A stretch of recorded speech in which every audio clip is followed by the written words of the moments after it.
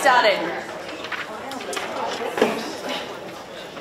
So I wanted to thank you particularly for joining us on a Sunday. This has been a pretty tough gig for you guys this morning, and I am quite in awe of your serious dedication. It was cold when I got here this morning, and even I was regretting rolling out of bed. So thank you for joining us for part of what we hope is a really exciting PD suite for you. Today Shannon and I are going to go through a sample of the 3-unit plan that we've mocked up for this purpose. It's worth remembering as we go through this that this is just our blue sky planning. We're working across 2 different schools, so we've been able to come up with something with sort of complete carte blanche on the text list and everything that we want to do, not constrained by school-based decisions. So please just keep that in mind that some of this might need a little bit of tweaking for your context, but we hope that you come out of it with some really great ideas about how to approach the planning process for this unit. I think too it's really important to understand that we're not dictating to you how it is that you write, but rather this is an opportunity to see kind of like inside our thinking. So it's a way of looking at a thought process behind unit planning, not this is how you must unit plan. So that's probably a really important distinction to make as well. All right, so while I'm mic'd, I'll do my little intro. My name's Sophie Johnson. You've probably seen me kicking around at these ETAC things for a while now. I'm here today in a weird situation because I'm not actually teaching the QCAA syllabus this year. I've spent about 10 years kicking around in different independent girls' schools around Brisbane, and at the start of this year I transferred to the Queensland Academy of Science, Maths and Technology at Toowong, and we teach the International Baccalaureate program. So while I've been heavily involved in coming up with the Vision 2020 PD suite, and last year I served as the ETAC representative on the Prescribed Text List Working Party Group, one of the greatest, longest acronyms I've ever seen. So I've had a fair bit of interaction with the QCAA new syllabus. I've now stepped out and I'm doing some IB stuff, which is really interesting, particularly because under the IB, 70% of our assessment is externally marked. The only internal assessment we have is a combination of 2 oral presentations.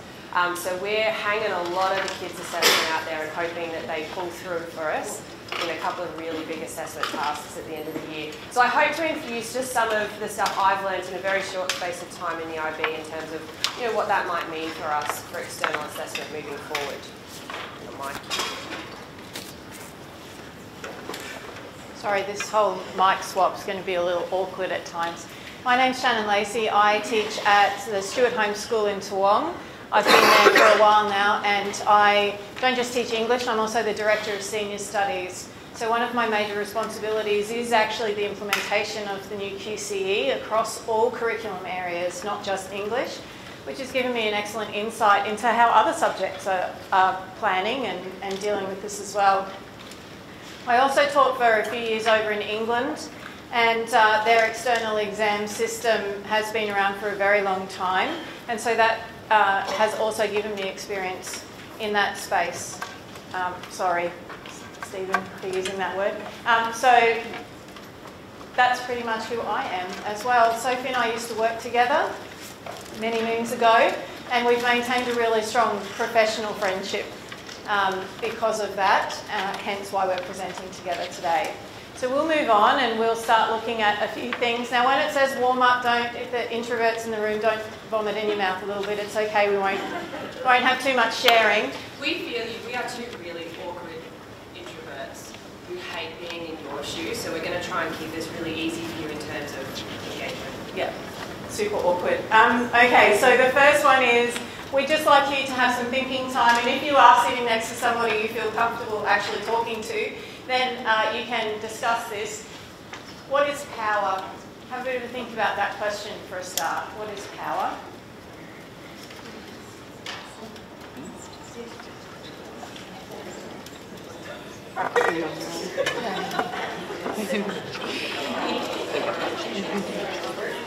What is power? Control. Control. Yeah. Environment. I guess like control or agency.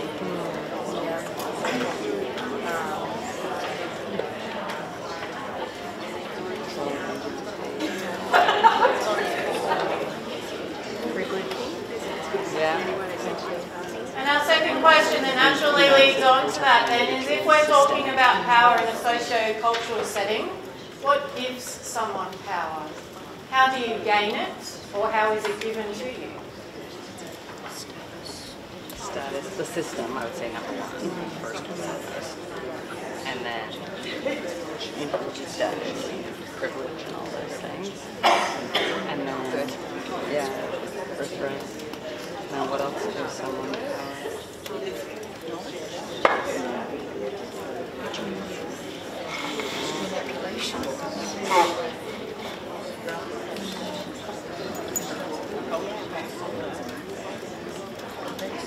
You know, I guess. And lastly, the people with excellent eyesight in the room may have already noticed the third part of the slide. What are the different types of power which operate in the world? So if you could categorise them, how would you do so? Political, economic, social, interpersonal, intrapersonal.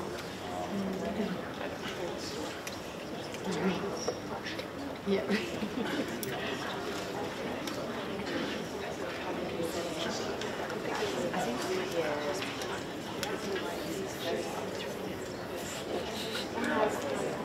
That microphone's on.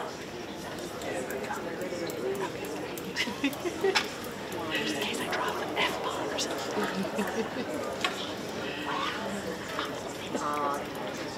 Okay, so we've set a little bit of context for you now, and that has to do with power, and therefore it should come as no surprise then that power was our driving concept behind our Unit 3 planning.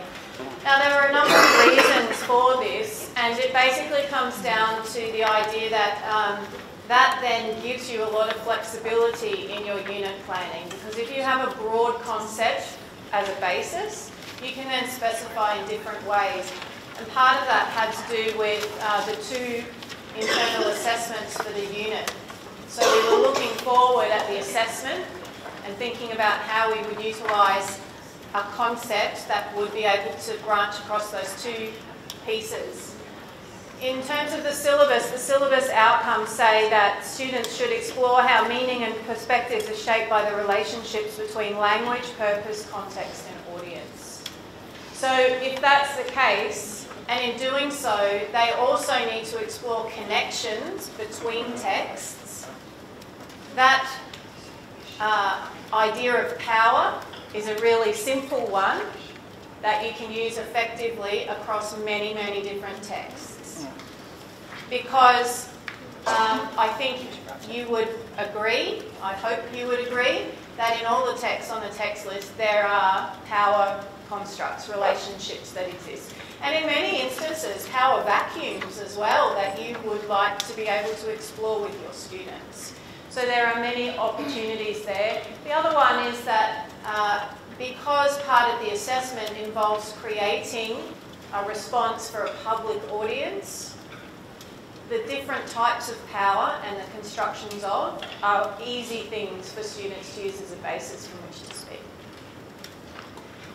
As I said, it's that big idea that threads through the whole unit. We had a question earlier about whether if a student, say, studied a text in Unit 3 that was on the external assessment list, and then you had a different one in Unit 4 that you were working towards the external assessment, what would happen if they decided to do their Unit 3 text for that? In my mind, if you've actually structured 2 units where there's a common thread that runs through, your better students, hopefully, will actually be able to utilise some of this information when they respond in their external assessment.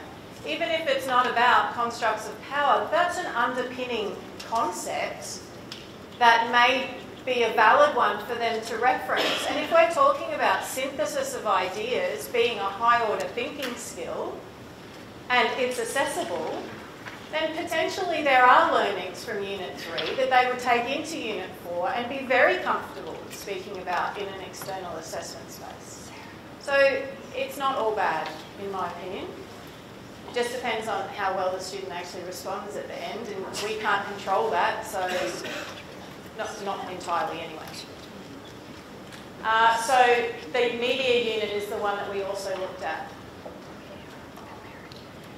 So in terms of the types of power that Sophie and I had a look at, we were looking at things like, and there's additional ones on another side as well, we were looking at things like the different political power that exists, gender and sexuality, race and culture. In many of the texts there are racial and religious power relationships. If you think about Jane Eyre, you've got a Gothic supernatural as well as Christianity, and they do not work well together. Okay, there's a real conflict between those two things. And if you were to look at something like White Sargasso Sea, you've got that whole issue as well of the supernatural, and it's not just in those two texts.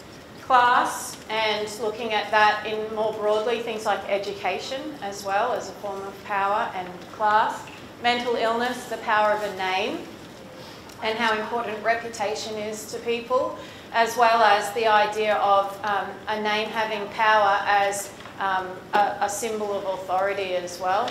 And then lastly, the whole idea of reliable narration, and for Unit 3 more particularly, the power of the media within that framework. What are we getting as truth? What's being censored? How much? And so if people say, well, it's true because I read it in the insert name of newspaper here, then is it actually true? Or is there a different version of the truth? And are we giving our students an opportunity to critique that? Because ultimately, if we think about the 21st century skills, we want our students to be global, informed, critically thinking citizens. And them accepting things at face value is not a way to do that. So this is another way of building in those 21st century skills that are so prevalent in the new QCE for these students. Our 2 assessment items you see there are the ones that framed our thinking, and Sophie's going to speak a little bit more about that. Brief pause for mic swap. Okay, so by now you should be really familiar with this. You know what the 2 assessment tasks are that you're working towards in Unit 3. Stephen and Joe had a good chat about them this morning. Our first one is, and when we say first, put this in the context of you could swap these. If you're starting in grade 11, absolutely, you could be swapping these, and we think this unit would work just fine if you went the other way as well. So we're just going to call it the first because that's how we've dealt with it. 3A is IA1. It's the extended response written for a public audience. And then in IA2, we're doing the extended response persuasive spoken. So this is that nice unit where we actually get kids up and talking, which for some of them is horribly confronting, but also, let's face it, fabulously easy marking for us. So this is our freebie term where we're not taking stuff home. When we were coming up with these tasks, we were particularly wary of the fact that this needs to have an authentic audience. At some point in the planning for this whole Vision 2020 thing, I was talking with our ETAC president, Fiona Lang, and she made this comment that stuck with me, partly because she swears, and I'm sorry if this offends you, but she turned around and said, if you can't find a real-world example of your task that you can hand over to your kids, you've got a shit task. And I thought, yeah, that's true. I mean, we're great at coming up with these weird constructs, and I've seen them come through. You know, imagine that the Australian has asked teenagers for their voice, and the Australian doesn't care what teenagers have to say. They love bashing on them, but they don't actually want kids to have a voice. And it is quite difficult to find an authentic place where kids can say something and be heard. So, and then the other layer of this is that if you look at this first task, this is the big one that we all freaked out when it came out in the syllabus. When they said, hey, your big task is now going to be 1,000 to 1,500 words. And I mean, I was in a school where we were having conversations about the fact that the C kids can't write that much. Like, what are we doing for those bottom kids who are going to struggle to bring together 1,000 words of good quality talking?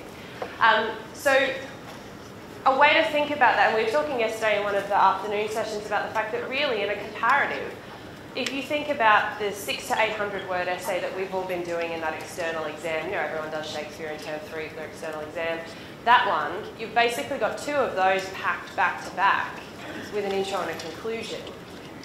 And think about the depth that we expect kids to be communicating in that exam. And they're going to have to double that without waffling on. So it is quite a challenging task. We also spent quite a lot of time looking for a way to make this authentic and something we could put on a task sheet that kids would actually be able to go and access themselves and have a look at exemplars. And we've struck on the Griffith Review for our essay. We're going to do a personal essay. We're steering clear of other genres, and we'll talk through why that is. And for this second one, I thought months ago when we came up with this, we were all avant-garde and, you know, this is so cool. We were going to do a TEDx talk, and then I saw in QA Day heaps of people are doing TEDx talks, and I think that means that it's a really great space for kids to be working in, so I did it. Now that I'm aware of that, I'm going to keep saying space. It's a great genre opportunity for them. And then when I threw this around the ETAC committee, I said, can you just check this because I'm freaking out a little bit. Someone pointed out that what we've got here is this is the fact that the response may be live or pre-recorded, and that comes directly out of the syllabus. And at a school level, absolutely, on your teaching and learning plan, you should probably indicate whether that's going to be live or recorded. A TEDx talk, view them recorded, they are meant to be a live presentation, and that does actually affect their role and their relationship with their audience. And thinking about text in context, they need to be making presenting choices for a live audience. However, your school constraints might mean that you need to record that, and that's fine. I think it still works just as well. You would just be specifying that that's a recorded response. So, what we're going to get you guys to do now... Oh, no, it's you. I'll keep going. Okay. So, in front of you, you should have a copy of the prescribed text list. I'm sorry, it's really small. It's the only way to get it onto a couple of pages. What we would like you to do is have a think about what texts you might possibly use for this unit. Going with power.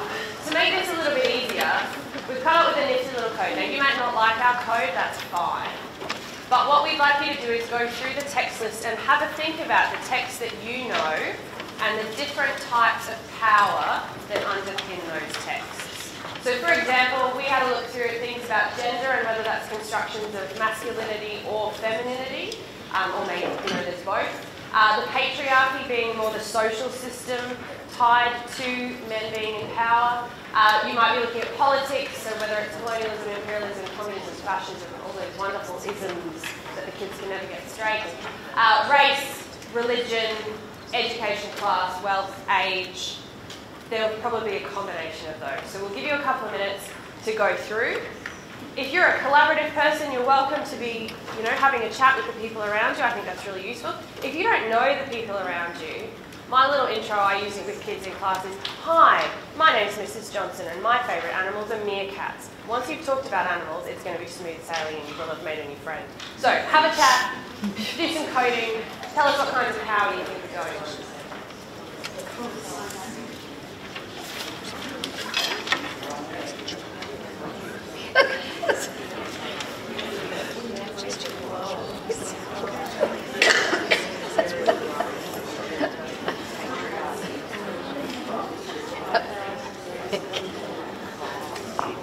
Okay.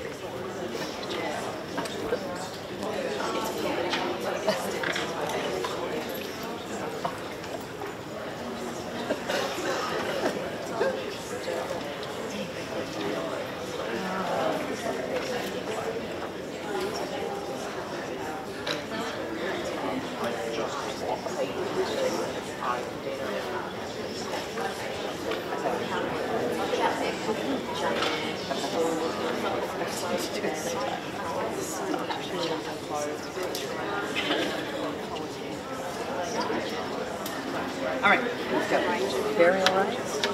I'd say it would be patriarchy.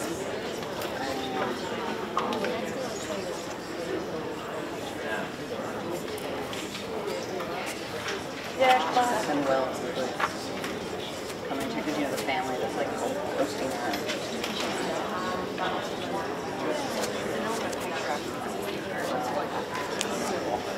You could do construction as well.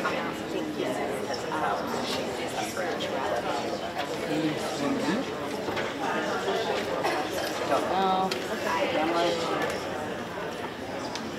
Pretty much all the same way. Not race, but not race. Some of those. So definitely gender. Definitely networking, definitely politics.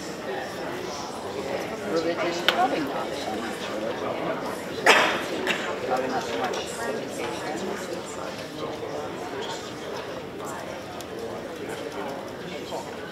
GFGN, GA, PO, HG. Probably not race, probably not religion.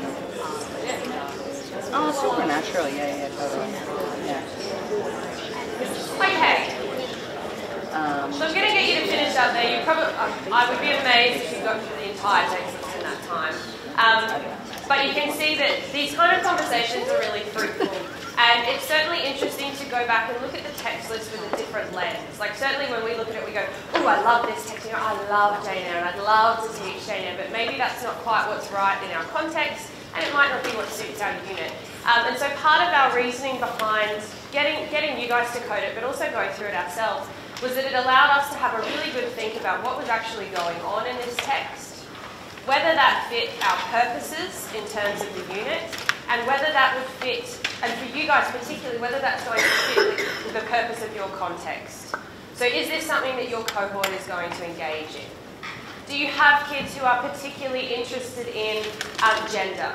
You know, you might be working in a single-sex school or a school where, you know, that's something that they really enjoy talking about. You might have reasons to be steering clear of religion. Like your school context might mean that you don't really want to touch that.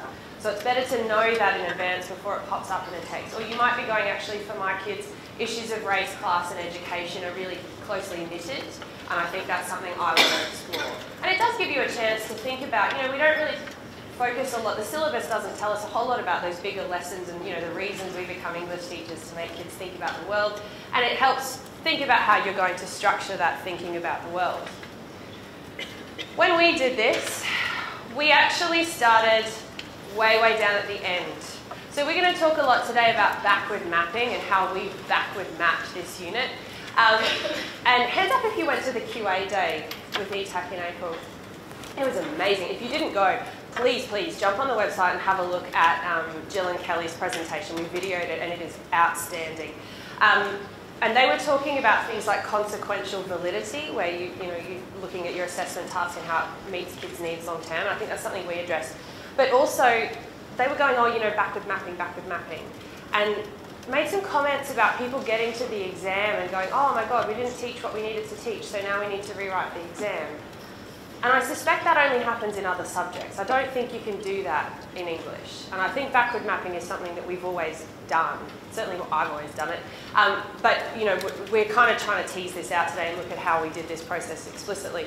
So we actually went right to the end and we looked at IA2, this speech. And we had a good think about the media unit, because I think this is something that people seem to be finding quite confronting. Particularly because there's that line in the syllabus that says that the media issue you focus on must have occurred in the last 12 months, which means that every year when you come into this unit, you are going to be teaching new material. And I mean, in the scope of a whole new syllabus and a text list that's going to be changing and all that sort of stuff, I mean, this isn't the biggest change we've had to deal with, but it's something that's going to keep going. I think we can regain a certain amount of power here, and I'm going to talk about ways we can do that a little bit later on, but we were aware that this was a shifting thing, and so what we tried to do was choose texts that would allow us the flexibility to deal with whatever media issue pops up.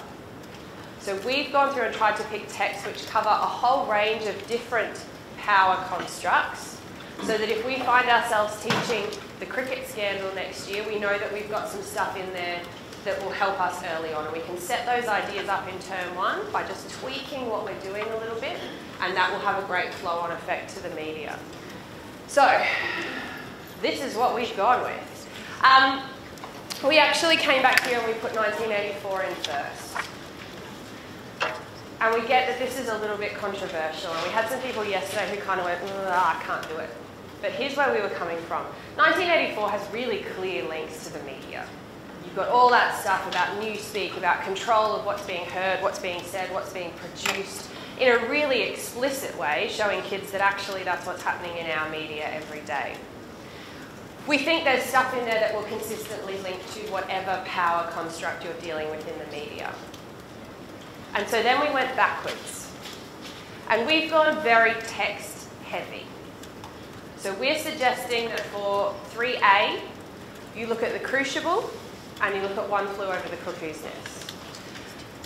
The Crucible, I think, is the most important one in this unit, and that's the one that we would say kind of for us is a bit non-negotiable, because there's so much stuff going on there in terms of gender, race. You've got some of that religious stuff. You've got treatment of outsiders. And I really love that stuff about John Proctor and the power of his name. You know, there's heaps of stuff, meaty stuff for you there. One Flew Over the Cuckoo's Nest, we think there's some really nice links, and Shannon's going to talk a bit more about what that is. But as I was putting all of this together, I thought I should probably reread Cuckoo's Nest. I'm a bit rusty on it. And I had it sitting on my couch, and my husband came home and he went, "What is that doing here?" I said, and I didn't even get to respond before he went, "Tell me you're not teaching that. I hope that's not being taught in schools." Yeah, it is actually. So that's the book that ruined English for me. And I went, "Well, no, actually, I know your grade 12 teacher, and she's the one who wrote English for you. It was nothing to do with that textbook over there." But I think, I thought, that actually is an interesting point for us, that it is really about us as teachers and how we cope with these texts and how we put them forward for our kids. That means that I can stand up here and say, yeah, I think that should be there in that spot. Now, we did also talk then about a whole lot of ways you could juggle this, because we get that it's text heavy. I would argue, and we're trying not to go with the lowest common denominator and say we've got to make this as easy as possible for our kids. We both come at this as an angle of you need to challenge your kids, and then you kind of find the bar in the middle. You set it up here, and if we don't quite get there, we find ways to get as close as possible. However, if you looked at this and went, that's just too much, keeping in mind that if you start in grade 11, they've got the September holidays to read those books, and then they've got Christmas holidays to do 1984. If you start in term 1 of grade 12, Christmas holidays, Easter holidays. You can scaffold the heck out of that and get them through it. However, you might want to pull One Flew Out of the Cuckoo's Nest out. You might decide that you want to replace that with poetry, and we were thinking things like Bruce Dorr, Judith Wright, Samuel Wagon Watson, Wilfred Owen, Sylvia Plath. Any of those would fit nicely in there and look at some different power constructs. You could change it up year by year based on what happened with your media issue. If you wanted to pull 1984 out, you could put a documentary in there. There's all those really great episodes of Four Corners, Australian Story, those kind of things. Like you could pick something where someone's been wronged by the media that would work quite nicely, or you could bring in something like Bowling for Columbine and study a bigger documentary in there. The reason we've done this and not gone with the freebie here is partly to do with resourcing as well. And so we're very aware that schools are really hampered by what they can afford in terms of texts. Hands up if you've got a set of 1984 sitting in your book room somewhere. It might be really old and dusty. So it's like half of us have got it sitting there. I would wager that this is probably one that's going to sit on the text list for a little while. I have no official backing for that, and QCA haven't said what they're going to do, but I don't think 1984 will disappear in the first round of cuts. I think it will get its full stint. So for me, that would be a good purchase. It would also mean, because we've added this extra, like a freebie list text in there, if you had a class set of something like Breakfast at Tiffany's, which is not on any list, sitting in your book room, and you've got that teacher who's been there for 90 years and is saying to you, I'm going to retire if we don't do Breakfast at Tiffany's, I'm done. I've got a unit and I've got to teach it. You can say, cool, right, well, we'll take out Cuckoo's Nest, we'll put it in there, darling, you have your Breakfast at Tiffany's, and then we've still got enough list text there. So if you've got something resourced that's not on the list, that would be a way to work it in and save yourself a little bit of cash in the long term. Okay, so what we're going to do now is have a look forward to the tasks that we're working on. And this is our explicit backward mapping. We've given you a copy, a very edited copy of the ISMGs for IA1 and IA2. I had to cut them down. It took me like an hour to cut these things down to get them onto a double-sided A4 sheet. To do that, we've cut out some of the bottom descriptors and we've made some others really, really tiny. Obviously, you won't do that when you're giving it to your kids, because you might need to tick those descriptors. But for us as a planning tool, we're aiming for kids to be doing well and passing. We're not trying to plan for the lower descriptors, so I don't think we need those here. What we're going to do is split you in half, and we're going to get this side of the room looking at IA1, and this side of the room looking at IA2. And we would like you to have a look through that ISMG and think about the skills that that task is asking. And as a really clear refresher, it doesn't matter where the middle is, roughly half. As a really clear refresher, the QCAA defines skill in the syllabus as the knowledge, ability, or training to perform a certain activity or task well. So what training or knowledge are your kids going to need to succeed at one of those tasks? Now that you've made a friend, you're welcome to work with them, halve it, do heartbeat, share some ideas. All right. Concerning the creation of perspective and representation. So that to me is basically, so these ones, this is engaging with the world they live in.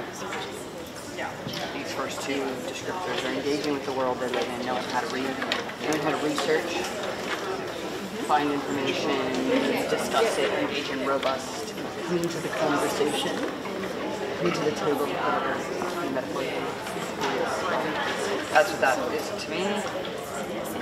And, you know, of course, analysis of the ways other people do this to inform how we do it. Am I doing the right thing? Probably.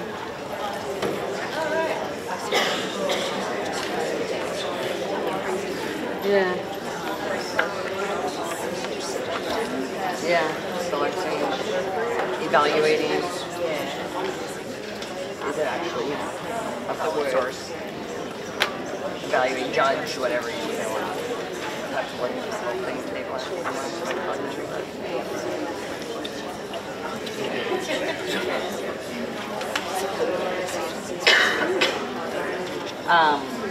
okay. Recording to a tape. And then here would be like they have to learn how to identify a set of features. To identify those and then to apply. Yeah. So like if we're talking about the backward mapping, it would be like you have someone know how to identify them so that they can apply. Yeah.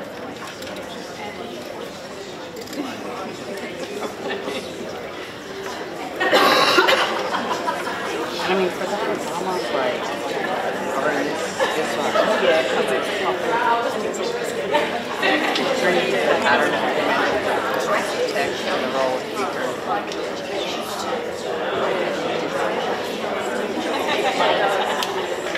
So structure.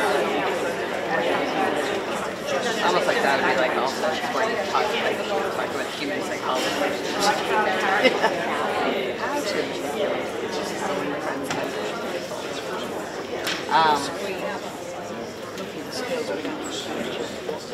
Yeah. So I mean, you're talking about the structure.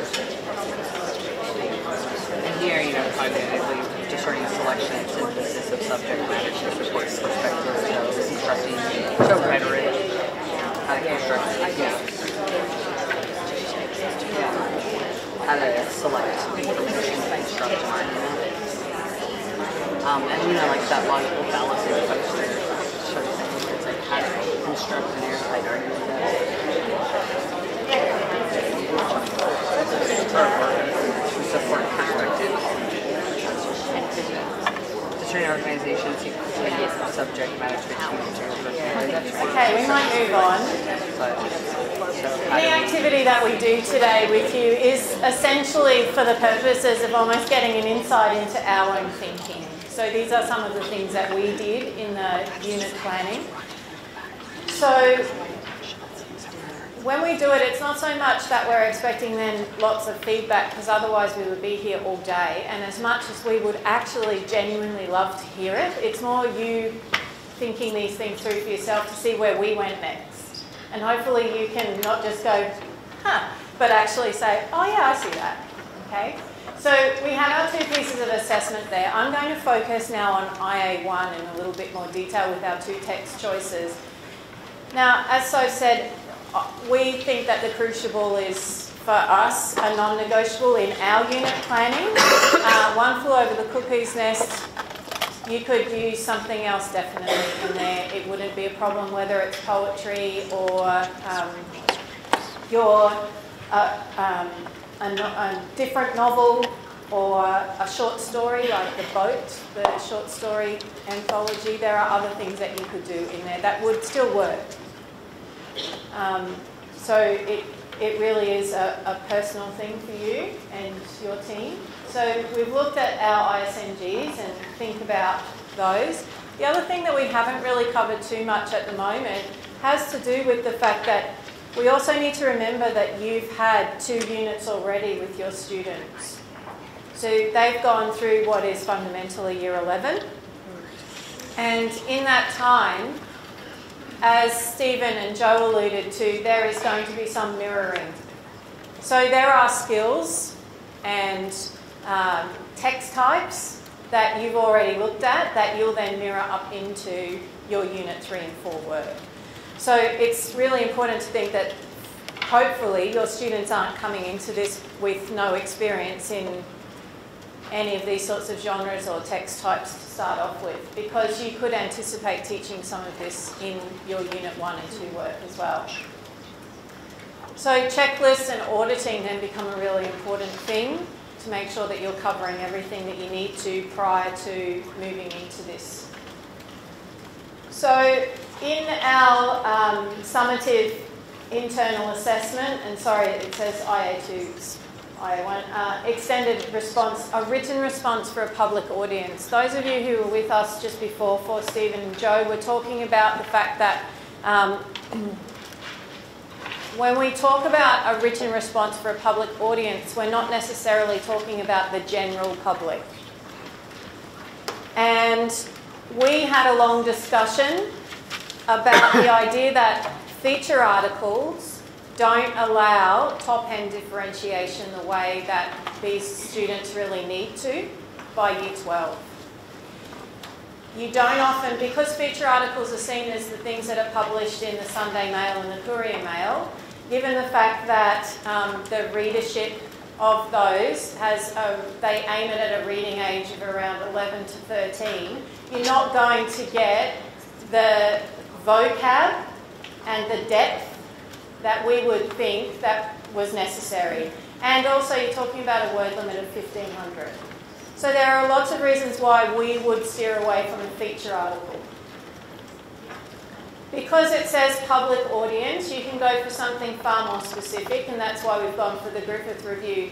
Stephen suggested in his look around yesterday that there's things like the Los Angeles Review of Books. And so there are different contexts, and once again we go back to Fiona's statement about if you can't find a real world example, it's probably not going to be a great task. So there are lots of ways that you can go about doing this, and the Griffith Review is our suggestion. Because the Griffith Review actually also has their publications around a provocative proposition or a question or a big idea, and everything in that edition is about that big idea, that then gives your students a little bit of scope, because you don't want them all giving you a cookie cutter response. So with a big idea in something like a publication like this, that then allows them to have a little bit more autonomy in their choices when it comes to their response. So we suggest something along the lines of how can literature spark a conversation, so linking back to your syllabus, about power and power constructs. Now the other thing too is when you look at the task, and Stephen alluded to this as well this morning, that whole idea of it being for a public audience, and then you have the analytical in the first bit, and then it talks about it being persuasive or reflective, and you can't really have a mash of all of those things because it just doesn't work. The analysis comes in the classwork you do with them. The public essay that they write is far more persuasive and or reflective. But the analysis of the text and all of those sorts of things is how they form their judgments. That's how they form the ideas that go into the response to the question. They can't respond to this question appropriately if there hasn't been a deep analysis of the texts. However, it's not an analytical essay. So in that way, you're actually sort of breaching or broaching the different areas appropriately within the syllabus. It also talks about the fact that the essay must consider how the selected texts utilise all of those different representations of power and how they challenge the reader's values, attitudes and beliefs. So that then allows students to be able to hit that 1,000 to 1,500 words as well. So there's a few reasons behind that IA1 assessment plan. Just as a brief guide, when we were looking at how long we teach the unit for, this one leading into IA1 would be around 10 weeks. So we were thinking introduction to the focus of the unit. So kind of what we did with you right at the start. What is power? Because broaching a big topic requires you to basically go from a macro to micro level. What is power? Where can we see it? Let's have a look at some examples. How do we see that operating in society? And once again, you can contextualise that. I work at an all-girls Catholic school with a strong social justice philosophy. We might look at it slightly differently to the way that some other schools might. Our focus might just be a little bit different. The comparative study of text, there's actually two ways that we would do this. From my perspective, I wouldn't teach them separately and then at the end put them back together. I would actually teach them concurrently. I would have an expectation that the students, by the time they reach my classroom, had read those texts and could speak about them, comparing and contrasting the ideas in them. However, if you don't feel that that's A, your teaching style, or B, the way that your students roll, don't do it that way. Teach the crucible. Deal with the issues in the crucible. Then teach One Flew Over the Cuckoo's Nest or whatever it is that you decide to do, and then say, okay, now let's have a look at the two things together. Where have you been able to pick up those similarities and differences? Can we talk about power constructs in both of those texts now? That's not for me to tell you the right way to do it. A review of expository writing. Please note the word review because you've already been doing this for years. Expository writing definitely should not be a new concept to students by the time they reach this level. A little bit of time for assessment preparation and then submission of that assessment task. Now obviously there's a little bit of wriggle room in there somewhere if you'd like it, and if you're anything like our school, you're looking at weeks 3 to 7 thinking that seems like a long time, and all of a sudden there's a sports day and there's this special thing and there's 5 public holidays, and all of a sudden you're thinking, oh, look at my timetabling choices, I haven't seen my students in 15 days, and everything sort of goes out the window.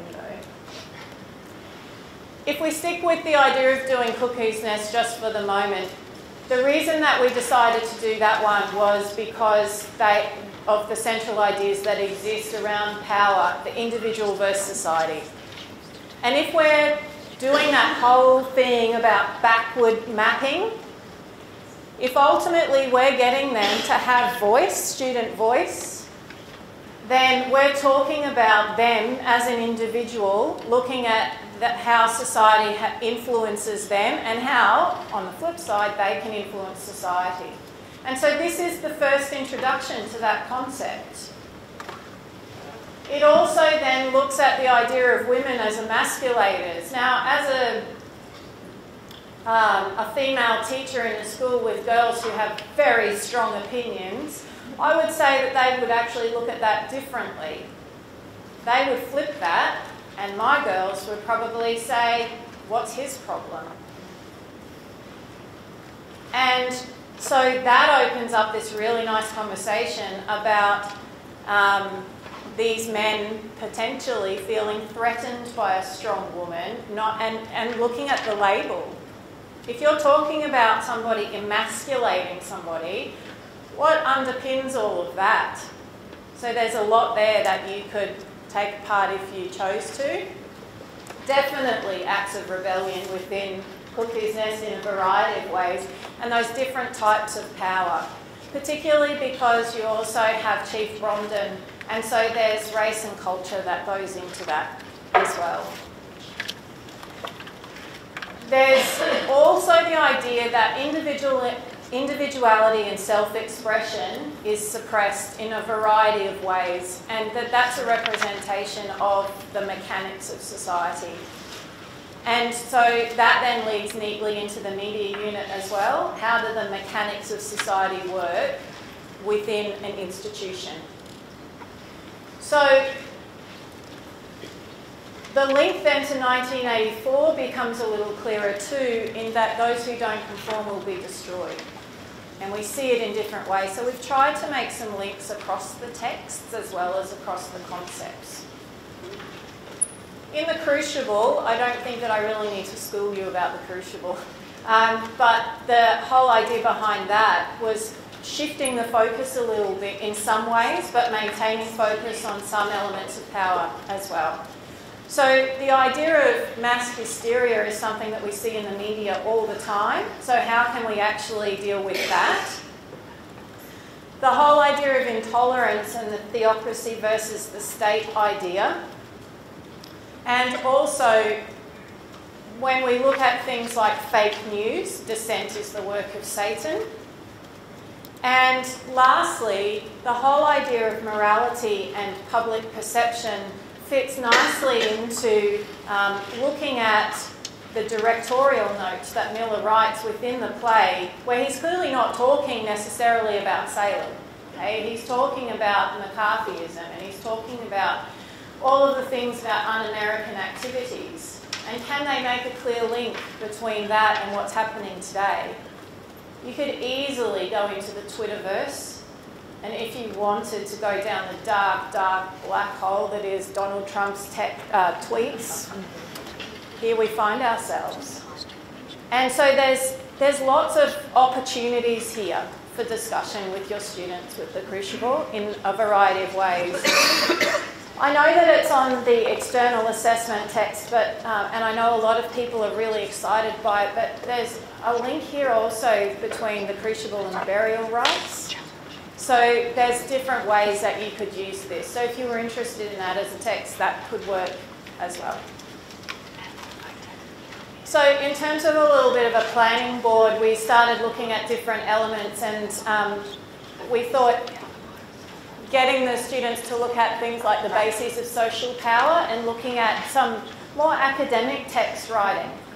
As I said, you have the whole idea of planting the seeds of doubt and fake news.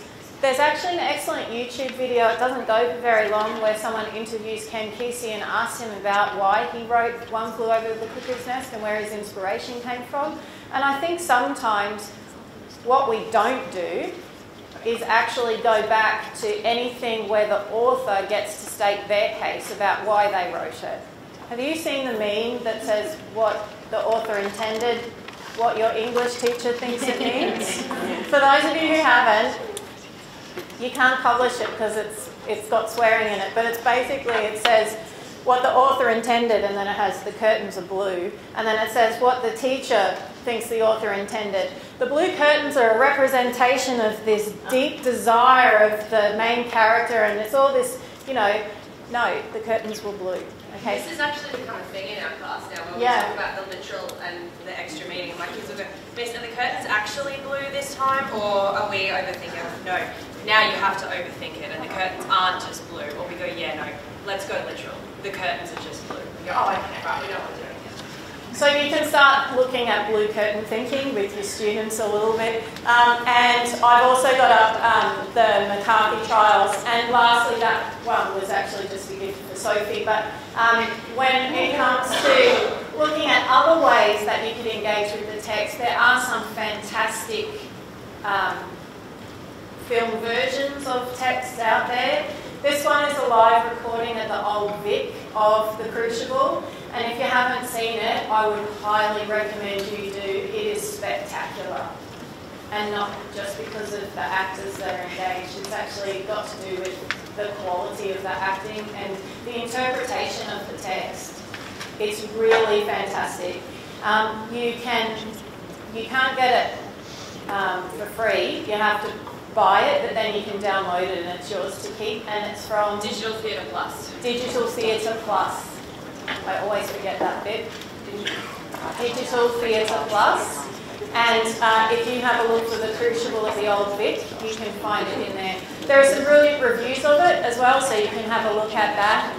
But it really, really is an engaging performance. He also did some good interviews that you can find on YouTube about his characterisation of John Proctor. Yes, so when this came out, he actually went on things like the morning show on the BBC and was being interviewed about what he was doing. And it's a really good interview because they're not just, so how are you enjoying London? It's actually tell us about how you interpreted that character and why you loved it so much. So I think getting an actor's perspective can also be an excellent way for your students to work through their own analysis of the text because somebody else has done a little bit of the legwork for them. And they can compare what they think with the actors as well. So that's freely available on YouTube. So there are opportunities to do that. Some comparative teaching techniques if you did decide that you wanted to have a look, because remember in your TLAB you actually have to put learning experiences, and while nobody's going to come in and police in your classroom whether you actually do it or not, consider the whole hit by a bus theory. Okay, you've written this and you think it's fabulous, and then some other poor person has to come in and teach it and thinks, what was in their head, right? So putting some suggested teaching experiences in there is a really good way to work through whether you think it's actually going to be a viable unit. So we had things like the good old retrieval charts, doing comparisons, getting out the old butcher's paper and putting something across the top. Gender and power. Where can I see that in The Crucible? Where can I see that in One Flew Over the Cuckoo's Nest? Okay, let's highlight in green all of the similarities. Let's highlight in pink all of the things that are different. Let's talk about those differences and similarities. So it gives you an opportunity to really start getting the students involved. Looking at group discussion questions. I've started engaging my Year 11 English class. We're doing poetry at the moment. They're not so keen. And the only way that I could actually have the whole class engaged was to use OneNote. We're a pretty strong OneNote user school.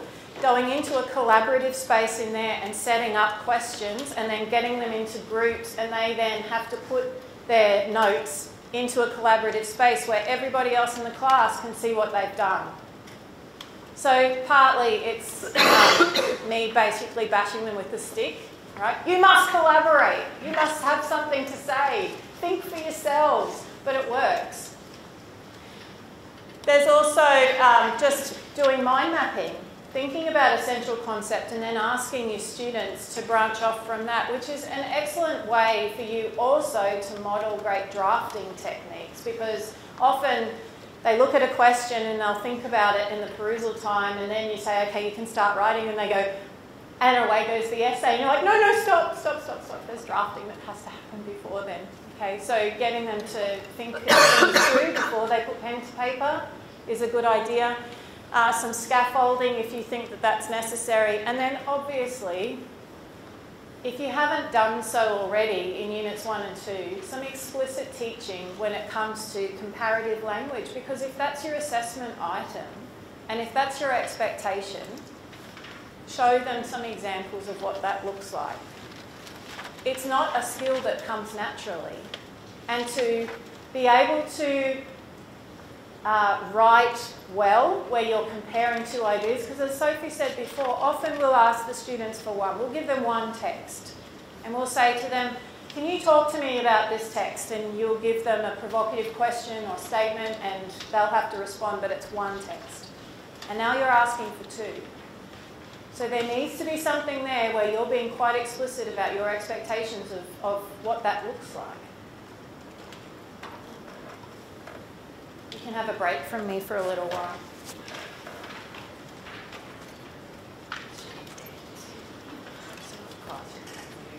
Okay, I just wanted to talk briefly about something that I've found really interesting in the International Baccalaureate program that I think might help kids, particularly with this task, where we're really asking them to ruminate on some text and come up with some bigger ideas.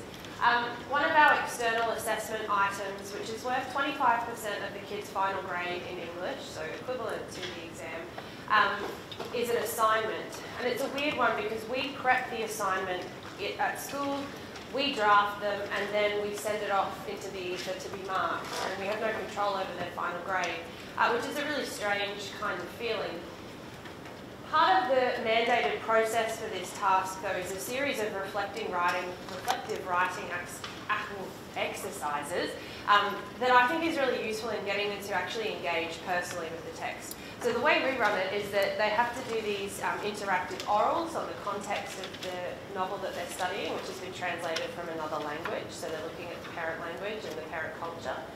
And so they do that in class. And for your purposes, that could just be anything. You know, we've done some discussion questions in class. Today we studied one chapter in great depth, or we studied a key incident in great depth in class. The important bit then is sending them home and getting them to write a reflective statement. And ours is 300 to 400 words. Your kids might need more or less. But getting them to say, this is what I learned in class today. Today I heard this, first person. Now, this is what I understand about the text. And we give them some little prompts for each. You know, this is what I did, this is what I've learned. How's this helped me in my study of the text?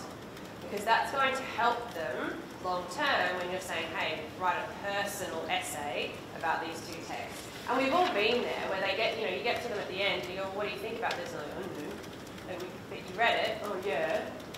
What do you think? Oh, nothing. So this kind of forces them out of that really early. We then have something called a supervised writing session where they come in and they have 60 minutes in class with a sheet of stimulus to just sit down and write. And it doesn't have to be structured, it doesn't have to be pretty, it's just them putting pen to paper and kind of drawing together everything they've done in those orals where they've looked at the text. So you could do a couple of these, you know, do one halfway through the term or do one for each text and get them to sit down and really think about it. And for us, that then leads to their thesis development. And so when you then give them a question or you give them the task, you could give that supervised writing back and say, well, here's your ideas. And so when they go, oh, I don't have a thesis, well, actually, you sat there and you wrote for 60 minutes about each text. So there's got to be something in there that you can turn into a thesis. So I just think it's a really great way, something that we can pull back into the Queensland system to kind of give ownership back to the kids and say, well, actually, this is about you coming up with a thesis, not me giving you a whole lot of ideas.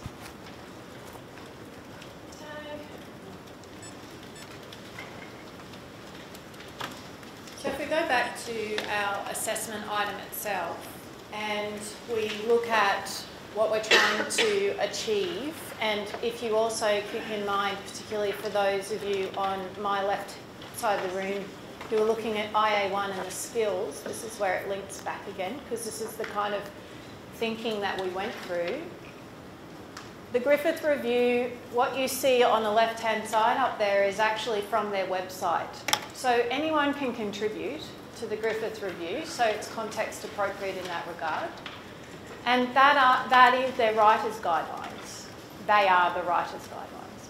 So when it says that, there are some really important things in there. It aims to enrich public discussion. And I think that for some students, that will be a really important driving factor. The idea that it needs to be well written, informed and insightful is exactly what we're looking for when it comes to the top end on our ISMGs as well. So there's lots there that links into the skills and the content for their assessment. And there are two examples of the Griffith Review there where you can see that they have guiding statements or an overarching title, and that guides the writing within it. So, look back at your checklist. We're going to give you just a few minutes. Have a look back at your checklist very quickly. And do you think, and you can be honest, have we missed anything? And even if you're IA2 group, you might want to just have a really quick look. Did we miss anything in terms of our skills?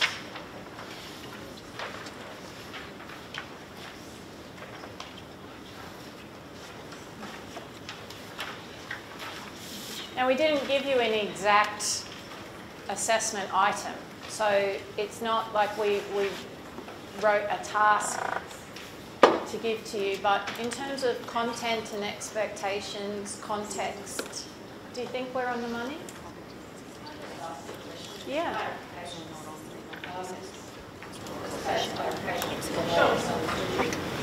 When you said that the analysing is done with the learning experience rather than the actual writing, I was looking at the specifications. The primary purpose of the response is to analyse the representations of the text. So just trying to Yeah, I think it needs, by its very nature, it needs to be an analytical response. Yeah. That's right. Yeah, because if they have to do it in multiple text, it can't see happening. No. And I think the problem for me in the way this task has been set up is that difference between a public audience and an analysis of texts. Because no one in the real world cares about how high school kids analyse text. No one wants to read that. And so what we're trying to get at is a task where, in the way it's written, the analysis is a little bit more hidden or a little bit implicit. It's not that it's, say, where you go, in Macbeth, Lady Macbeth is represented as a gendered figure, whereas in blah, blah, blah, she is. So we're just trying to get rid of some of that funk around talking about it. certainly no analysis of language or language features, simply a representation, which is fine. Good students will still bring in that language stuff, I think. And I would say it's impossible to analyse representations without the language that's been used to construct those representations. But trying to make that a bit smoother so it's not clunky or paragraph. That's where you get up into the discerning level. Just on that point that you're saying there, do you feel like there's a tension with the descriptor around analysis of the effects of aesthetic features as part of the text? Because that kind of fits in with what you just said around high school students analysing text in terms of what we ask them and what this descriptive versus the public purpose of this piece of writing. How do we resolve that tension? Do you have any ideas around that? And that's kind of what we're trying to do, is to find the best fit for something that's not a realistic task. I think that would take some coaxing around, or coaching around how they express that aesthetic stuff, so that it's not a tack on. And maybe you've got a paragraph about how well written it is, or in your. So I started talking an IB. So to take this from an IB perspective, it's much more about. It's very retro and it's very much about language. So we don't do representations or positioning or any of that sort of stuff. And so I've been talking to my kids about how to mix up their appeal structure to work in some sentences where they talk about the connotations of words and the specific language choices within it that help to construct that representation. And so to me, that would be part of it, and to be saying, when John Proctor is represented as being this great truthful figure, that thing, his great line about, when he's about to be hung, and talk about the meaning of those words and the significance of those words would be how you build in some of that aesthetic stuff without it being a really clunky, this appeals to people's aesthetic vibe. Does that make sense? Help. That's why we've kind of gone for more literary publishing places to build that in a bit easier. I think too, for a publication like the Griffith Review, there is an expectation that you're more likely to be able to have an intellectual conversation if what you're reading in the first place is quality. So if you have quality writing, like The Crucible, for example, there needs to be a comment about the fact that the enduring nature of a literary text means that there must be something good about it, so that then applies to that aesthetic. Have I sort of answered that as well? I wasn't hiding behind Sophie, by the way, it's just that we're mic'd. And this is the thing, can you see how at every stage you need to go back and just audit yourself as well? Because we threw out some fabulous ideas where we're like, oh, look at us, we're awesome. And then we looked back at the syllabus and went, oh, that's not going to work. So it's those sorts of things where you can think you've got a great idea, and then when you try to actually apply it in practice with all of the different aspects that go into this, because you have to go through reams of pages to make sure that you're actually ticking all the boxes. Sometimes it might mean that you do have to tweak it a little bit and think about also the way that you're actually constructing the task itself. What are you actually telling your students they must do? And Jo mentioned that in her earlier session. If you're saying to a student, I want to see these things, but then you're not assessing those things, why are you asking them to do it? And vice versa, if you don't make it explicit in your task that you want certain things, but it appears in an ISMG, who benefits from that? I've been at that round table discussion. Oh, the students, they just didn't understand the task and I wanted to see this and none of them gave it to me. And I look back at their task and I say, where explicitly did you tell them that's what you wanted? Oh, but it was in the criteria sheet. Yes, but if the criteria sheet is supposed to basically be a reflection of how well they do what you've asked them to do, and that's saying, where can I find evidence in the task? Where have you actually put that in the task to allow them to show you that evidence? So a lot of it is in the wording of the task, and that can be tricky. We're going to do this as our midway break, but now I'm thinking what we might do, just to give you a chance to kind of break out and listen to us. Quickly flick back to your prescribed text list and choose a text.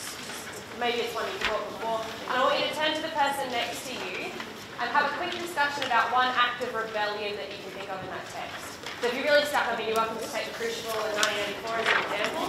But have a quick chat, take it in turns. My text is this: a really interesting act of rebellion is when they...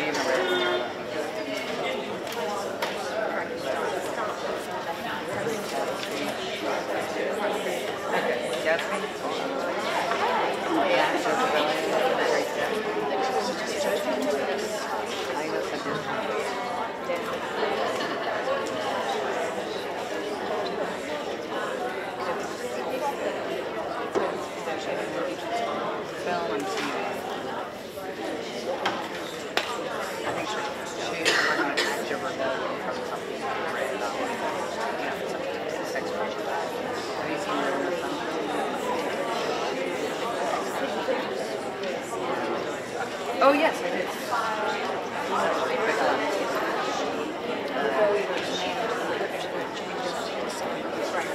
Yes. Yeah. Okay, so in a really quick way, you can see how easy it is to start structuring those comparative conversations. And imagine how much richer that would be if that's at the end of a lesson where you've been looking at a concept in both text and then you throw your kids together and you find some examples of things that are the same and different and that kind of thing. And I think that's something that we've tried to thread throughout the unit, is that consistently talking about text in that way. And I would use a lot of verbalization and getting kids to chat about it, so they're hearing other people's ideas, and that's going to come through in their final writing. The spoken link goes really nicely to the second part of the unit, where we're looking at the extended persuasive response. And we've outlined already that we have chosen a TEDx talk for this one. I think I've talked about this ad nauseum. Let's go. Okay, so this is what it looks like for us, roughly. Back.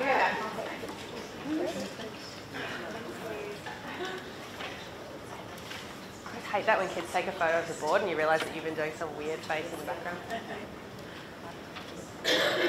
Okay, so roughly 10 weeks. It's fairly standard, I think. I mean, you could be dealing with something different. I would start with 84. I would then move into a study of the media generally. Then I would have a look at some persuasive speeches and then give them some time to prep, which we all know. Now, this week 10, you know, we chatted about whether to leave this, whether people are going to have exam blocks, what does that look like? That could be a week of classes where you do assessment in class. It could be, hey, we get some block time in an exam block, and that means you're going to lose week 10 anyway. So roughly 9 weeks of teaching. Okay, so I've talked a little bit about why we chose 1984, this central concept of the control of society. I think it links nicely to the acts of rebellion that you will find in the earlier texts. And so that sort of stuff that you were just having a quick chat about, 1984, there are so many, you know, big and little examples that you could be talking about there to make this a conceptual link between texts. And to me, that's a little bit of the known to the unknown. You know, guys, we've been working on these texts, we've been talking about links, we've been talking about rebellion. Let's do it again, and now we're starting to move into some new ideas about society. So just bridging that gap for those kids. I think also really 1984 is becoming quite important cultural capital, which is most evident in the fact that as soon as Trump was elected, bookstores around America sold out of copies of 1984. They had a shortage in America because so many people were reading it. And I think I would be surprised if you didn't start this in grade 12 with a heap of kids who had actually gone off and read it themselves because they were quite interested in it. And so that's one of those things that we can give to kids so they can go out in the world and make 84 references and sound, you know, fairly intelligent at dinner parties in the future. Or at uni, I don't know what it looks like for them. Okay, I think this, for us, logically, conceptually, it sits really well in the media unit because it's so tied to media and control of media. There's some really obvious stuff you can pick up in the novel that seems completely fantastical and crazy to us, and then you can boil it down and start looking at the way our media controls us. And those more pervasive ways that media regulates what we see and what we hear and how we think and that kind of thing. There's also heaps of resources. Like if 84 is a new text for you, there's so much stuff online. I started doing a quick search around looking at censorship. There's some really great YouTube videos. I mean, kids will be able to tell you all about Korea and censorship in Korea and all this sort of stuff. But looking at it a little bit more broadly, looking at how some of that's played out in America, looking at the links between social media and censorship. I found these articles really interesting, looking at how American news in particular is censored. And this one up on the right-hand side is fascinating because it actually goes into like, what kind of censorship do we accept? You know, we're happy for censorship to exist to protect someone's privacy. That's okay. And then it sort of steps through, like, at what point does censorship not become okay? Like, where is our line? And I think that's, you know, that's a really great conversation for kids to have in class. Also a great chance to school them on, like, people's rights and, you know, that, remember, don't take photos of people without consent, and, you know, to do some of that sort of social educating stuff as well. Then I move into the media. Hands up if you're currently teaching media in some form in senior. Yeah, this is what we've started discovering. It's popped up at the QA day as well, that people aren't teaching media a lot. Has anyone got a reason for why they don't, or it's sort of just not? Anyone done it in the past and ditched it more recently? Oh. Has anyone never taught media with grade 11 and 12? Okay, so we've all got some grounding, and we're just not confident in talking about why we're not doing it. That's fine. Now, this is one where I would say, recycle what you can. The avenues of media access are shifting considerably, and I would start this by getting the kids to go and do a survey. Like, I would be saying to them, okay, here's a piece of paper, freaky, and for the next week, I just want you to write down where you think you're accessing news. And you'll probably find that for a lot of them, it's on their phones. For a lot of them, it's occurring on places like Facebook, if they're connected on Twitter. I think even Instagram now, kids are finding out what they consider news, you know, what does Khloe Kardashian wear. That's the way that they're connecting. They're certainly not reading print media. I don't think they're sitting down with their parents and watching the news anymore, but they're still accessing accessing knowledge about the world. And it's pretty easy to find out where that is. I don't know. I don't know. I've deactivated my Twitter account, and I have small children, so I'm flat out watching the news because it freaks me out that it freaks them out. But I would just be going, okay, so tell me about it, and now show me. Like, what does it look like on Twitter? I take on the old lady premise. I go, oh, I'm so old. Tell me what to do, please. I don't understand. And they will tell you. They'll go through and show you all the sorts of things that they're doing. And that's a really interesting look. And you can make some contrast then. Back in my day, we used to actually read the newspaper. So I would be emphasising really close textual analysis here. This is a great time to just revise these key terms about being privileged, marginalised, silence, gaps and silences, representations, and then start picking out some of those rhetorical devices. I've always found this really easy to teach in the media. Like, I think easier than in novels, to start looking at groups and how they're represented, because they're short texts and they have a clear agenda. And so you can deal with an article in a lesson and the kids can come away going, yeah, I get that. I understand how that showed a different perspective, or two articles and different perspectives. I think it's a really great thing to be studying. I would also be saying to them, like, flagging early on, this is the issue that we're going to be looking at for our specific issue study, and now it's up to you to go and do some research. You hit Wikipedia, you figure out what happened, do all of that sort of stuff. You don't have to find the articles, but you start thinking about what that means for you. And then I'd be dragging out the old stuff. This article is from 2000. I have a feeling that I now own the only digital copy of this thing in the entire world because I scanned it from a colleague who gave it to me a good 10 years ago. I was still at school when this was published. It's a really interesting article about the last woman to be executed in Texas. And it's interesting because it happened at a time when George W. Bush was governor, and he was running for pre-selection for presidency, which the kids don't get. They might need to Google that. But this first article characterises her as this very evil woman. To be fair, she killed like 5 of her husbands. Take it with a grain of salt. But it uses all this great language about the fact that, one of her name's Betty Lou Beats, which just sounds like she, and she actually lives in a trailer park. I couldn't make this up. One of the guys she killed was a fireman, so we've got that great, he's a hero, she's a villain, really loaded language choice. And then it starts at the end to just start to bring in George W. Bush. And he's only spared one condemned prisoner since 1995. So, what's going to happen? And then you jump a couple of days into the future and she's died. But in that time, she did an interview with, I think it's Good Morning America, and she pled, and she's crying on screen, and she pled with George W. Bush to save her life. And he didn't. And this next article looks more at Bush and kind of raises this question of, he didn't give her clemency. What kind of guy are we potentially looking at being our president? And someone in the audience yesterday said that actually she was talking to a Texan and said, how the heck did you elect him? And they said, we thought he was really moderate. Like, when he was our governor, he was really kind of middle of the road. And so we thought, he's fine. And then he got elected and we went, oh, Lord, what have we done? So I think that's a really interesting one. And it's, if you want these, I'll send them to you. But it's a really great example of, you've got this stuff. It can be 20 years old and it can still be very, very useful for this media unit. I would front load that first half of the media with stuff that is consistent every year. Get your good articles, figure out how you're going to teach them, and then the only unknown is when you talk about that specific issue. Question?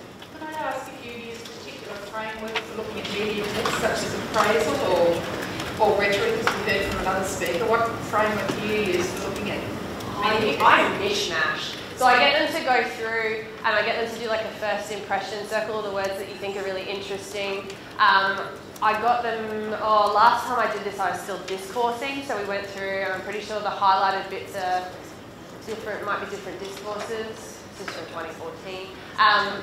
And then we go through and look at how different groups of people are represented. I would be teaching things like appraisal early on. And really, to me, appraisal should be taught in like grade 9 and 10, so that then you're getting on to actually using it here. But yeah, I just sort of make it up as I go, I think. it varies a little bit based on what articles you've got. I think you absolutely move into fake news, and look, this seems like a freebie for me now. Every time I bash Trump, I'm like, oh, it's so easy, but you know, he just keeps making it easy for me. There's some really interesting articles out now, and this one comes from the International Federation of Librarians about how to spot fake news. I thought, hey, I'll just see what Trump's been doing on Twitter. Surprise, surprise, like 3 days ago there he is talking about fake news again. I'd be looking at the difference between the Breitbart articles, and you might even want to go like Breitbart early and Breitbart late, how that's changed. And I did this cartoon in class with my grade 10s this year, and they were so disgusted by the thought of Trump in bed with anybody that it really, you know, that lesson stuck with them. But I think, you know, it's an interesting one that they could be looking at in relation to 1984. Oh.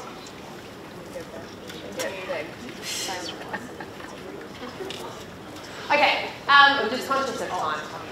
So in doing this, we had to think about what article were we going to use and what would be an effective article. And back in our Stuart Home days, we actually used to teach a very similar unit with grade 12, where they had to track their own media issue across a number of days, and they had to write a comparative analysis of 2 articles. And in that process, we saw a lot of really bad ideas. So we get all these kids coming to us and going, I'm going to do this. And you're going, no.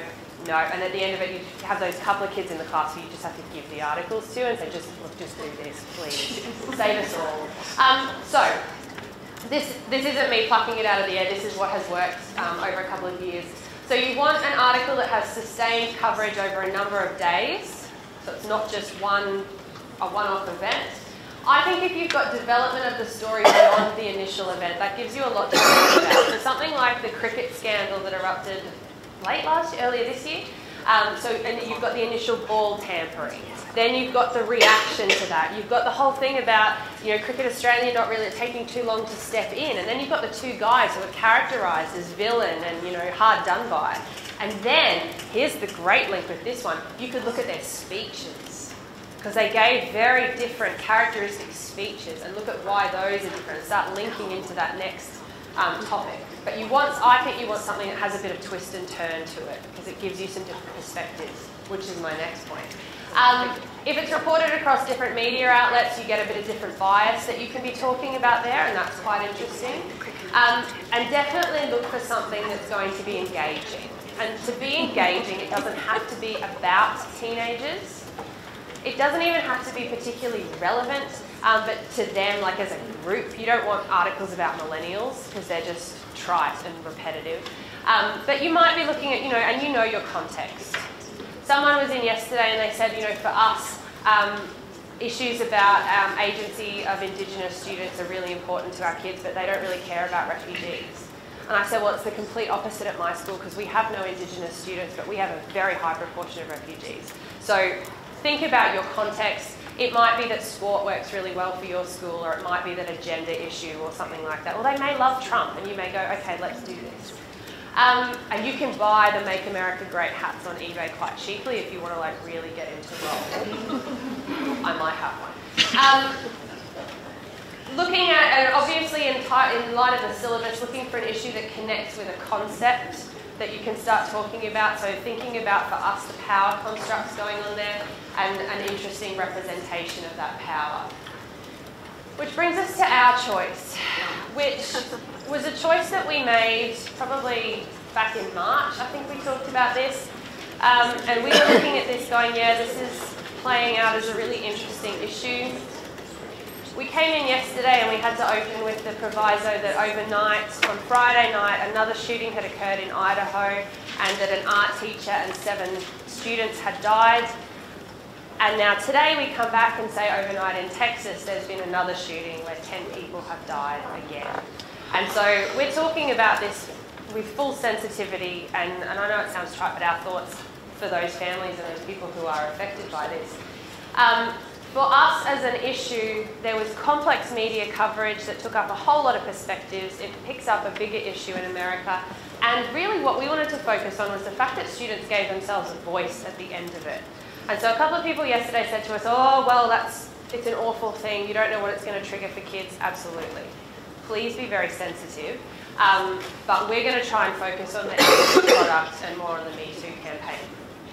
So, a whole lot of really interesting stuff that you could be looking at in terms of different representations of groups, some of which is very loaded in America. I tried to find some stuff about the shooter, so we're focusing on the Parkland Marjorie Stone Douglas shooting, and there wasn't a great deal of information about him, but you could link back to the shooting that took place in Vegas last year, and there's some really interesting stuff, and particularly very gendered stuff about the man who was the shooter and whether it was a woman's fault, and he was sad and lonely, and did that make it okay, and some really interesting stuff there. Someone in one of the workshops yesterday afternoon said that it would be great to do this and then get the kids to take on the roles of like the different groups who are involved in an article and sort of talk about how they've been represented in that article. So getting them to do a bit of spoken role play, developing those spoken skills. If you're not really sure about what's going on, there's a heap of interesting YouTube videos out there that give you some really quick stuff, and that's a John Green one, it's fabulous.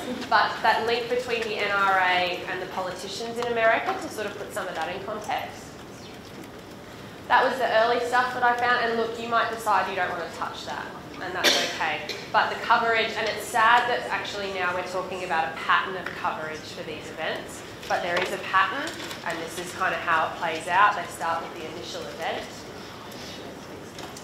But this time we moved into the Never Again protests, which for me are the really interesting part. And so this was sparked by the kids themselves saying, starting a protest movement. There were a couple of stages to it, and at the first rally, a student called Emma Gonzalez got up and did that speech that we've all seen now. That one. Which was really quite interesting. And we were talking about the fact that some of the media coverage around this issue focused on her, and she had a fair bit of backlash, but the fact that Marjorie Stone Douglas, the school district they're in, had chosen to take a very liberal arts kind of focus, where a lot of other schools in the state were doing STEM. And that education these kids had had in the arts allowed her to come forward as a really powerful speaker. So you could just inject a bit of, enthusiasm for English there as well. I would also start looking then at other media campaigns, and depending on how strong your kids are, looking at things like the Turkish Spring, but then this whole hashtag movement, and whether or not that's actually effective. So people are now starting to look at this as a form of news and media, and is this actually having an impact on people, or are we just hashtagging and saying, oh yeah, I support everybody, and then not really making a change, which I think for the kids is interesting because they love their hashtags. And so, does that actually have a long-term value? Oh, and then I would just, this is where I would bridge to speeches. And it's a bit of a gift for this one that she came out and did this wonderful speech. This would be the first speech that I analysed. And I sincerely hope that next year you can't do this, because in 12 months' time this is not a media issue. You might be looking at the environment or something, and you would find somebody who's done a really great speech on the environment. You might be looking at women's rights, find someone who's done a speech on women's rights. There's heaps of really good, we were talking about yesterday about Stan Grant, his really great speech that he did, so that might be, you want to be your jumping off point, if that's what you've studied earlier in the unit. So find something where somebody has spoken and you can use that as your link. So that what you're doing in the spoken is very much grounded in what you've done in the media. It's not kind of just floating out there as an extra thing. I found some really great examples of TEDx talks. I just Googled great or best TEDx talks teens, and I got heaps of lists. Some of them are by teens, some of them are aimed at teens, but as proof of concept, kids do it, people watch it. So it's a great one for them to have a look at as well. In that assessment prep, I would be going back to this, and I know Joe spoke about this again this morning, this text-context model, and really focusing on the relationship between the speaker and the audience, modelling that in your media and how that affects their language choices and how that flows into the kids and their language choices, making that context appropriate. I just butt in just for a second. Soph and I were having an ongoing conversation over Messenger last night while we were both watching the royal wedding. And one of the things that we were talking about was actually this when it came to the sermon that was given by the Episcopalian pastor, because in terms of a context text model, genre and purpose, social context. Social context. priceless, absolutely priceless. So even then, while we're all going gaga over the, when I say all, I mean Sophie and I, going gaga over the wedding, we're still being complete grammar nerds and English nerds and go, oh my goodness, this would make such a good thing in class. You know, but blessing. And then the contrast, when the newsreaders came back on, and I can't remember what it was, but they used this really funny term. Hugh Edwards talking about it being a powerful speech, and there was one other word, and I just thought, oh, Hugh is so diplomatic. That was the Channel 9 BBC coverage. And a great excuse to watch the wedding. I would be, while doing this, breaking down a whole lot of speeches, because I mean we teach them just amazing in their plan, they do deal paragraphs, and then you get them to go and watch these speeches, and they go, but miss, that's not, how do I do that? That's not in paragraphs. Or they come to you with their persuasive speech and go, but what am I going to do in my third body paragraph? And I go, I don't care because it's not an essay, so, you know, make it up. But getting them to think about their writing as being a bit more flexible. And I would be starting that IA1. I would be banning 5-paragraph essays completely, controversially, for the year, and I would be getting them thinking about their flexibility in writing. And then I know we're over time, I just want to really quickly say this. Hands up if you've done persuasive speeches with kids. Hands up if you've watched terrible speeches with, yeah, great, okay. I'm not going to talk about the presentation part of it, but I'm just going to run you through when I distinctly remember this one time I had grade 9s doing persuasive speeches, and about 6 of them did animal testing, which, you know, I'm horrible, it's not high on my radar anyway.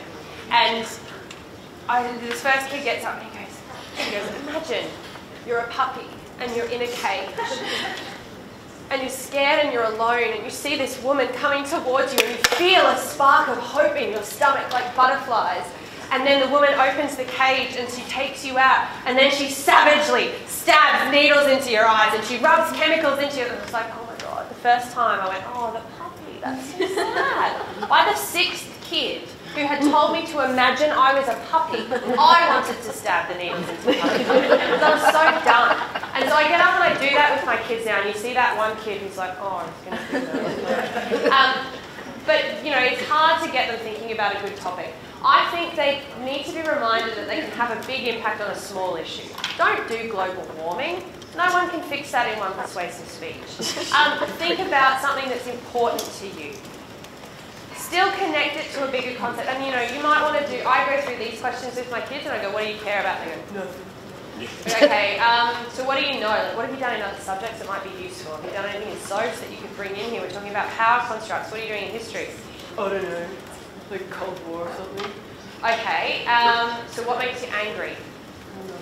Like when you're a teenager, stuff makes you angry, let's be real. And then when you have fights, sometimes that will yield something. So, you know, when you have debates with people, what's it about? For the Kardashians. All right, so how can we turn that back into something about media and power? Like, why are these couple of women empowered so much in society over everyone else? We go, oh, can I do that? Yeah, you can do whatever you like.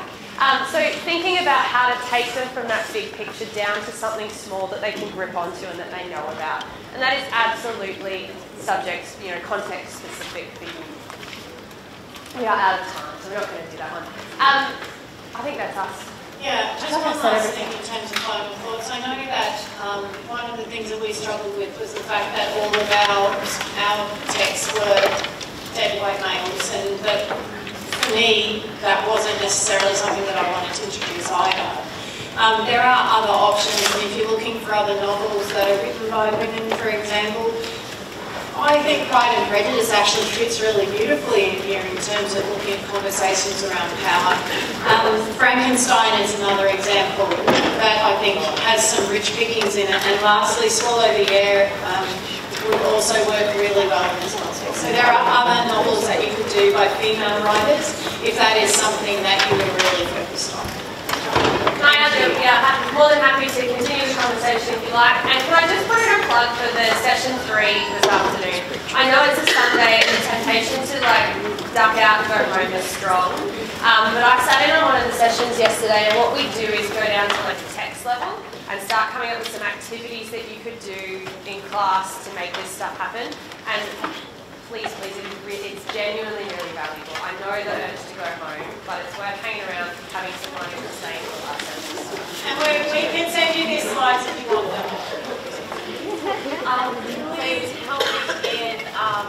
to Shannon and Sophie